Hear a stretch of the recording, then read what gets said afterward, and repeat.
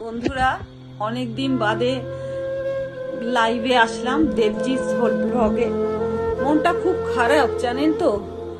আমার বিয়ে হলো 25 বছর বয়সে। এই দক্ষিণ পাড়া পূর্ব পুটিয়ারি বলে একটা জায়গা আছে, সেই পরিবারে। মনটা খুব খারাপ, যেহেতু আমি চাকরি করি। আমার শ্বশুর বাড়ির লোক জানি না, আমার কথা শোনা যাচ্ছে না, মনটা খুব দুঃখে থাকি। আমার বর, আমার শ্বশুর, আমার শাশুড়ি সব ভাবলো আমি চলতা ফিরতা টাকার মেশিন।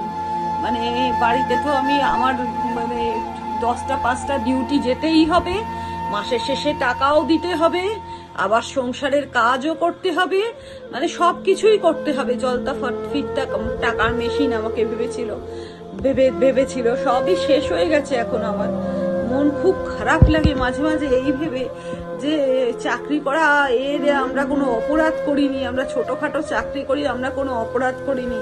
কিন্তু শ্বশুর বাড়ির লোক ভাবে যে বাহ, পেয়ে গেলাম, বলে হাতে তো বেশ মোয়া পেয়ে গেলাম না চাইতেই।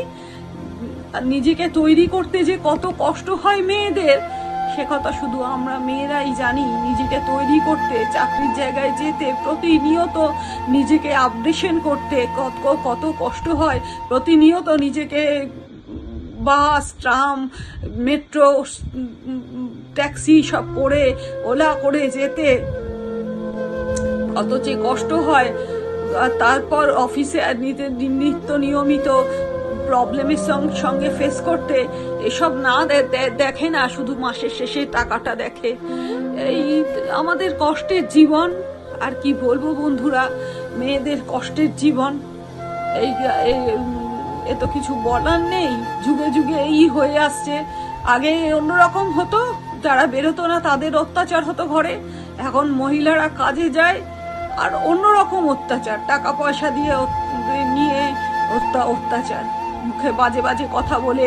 এই তো ব্যাগ নিয়ে বেরিয়ে যাচ্ছে, যেন আমরা খেলা করতে লোকে বেড়াতে বেরোচ্ছি। এই তো যাবে, ব্যাগ নিয়ে বেরিয়ে যাবে। ঘরের সমস্ত কাজ করতে হবে, সময়ও দিতে হবে, আবার চাকরিও করতে হবে, আবার মাসের শেষে গেলে টাকাও দিতে হবে। কষ্ট কারুরই কম নয়। যারা বাড়িতে থাকে তাদেরও কষ্ট, জানি না আমার মনে হয় তাদেরও কষ্ট। আর জানি মেয়েদের কষ্ট চিরকালের কষ্ট। আর কি বলবো বন্ধুরা, মনটা খুব খারাপ, তাই জন্য কথাগুলো বলতে বাধ্য হলাম। গঠনমূলক কথা, আপনারা একটু ভেবে দেখবেন তো এই কথাগুলো আমি ঠিক বলেছি কিনা, আপনারা জানাবেন। ঠিক আছে, তাহলে আজকে এই পর্যন্তই রাখলাম।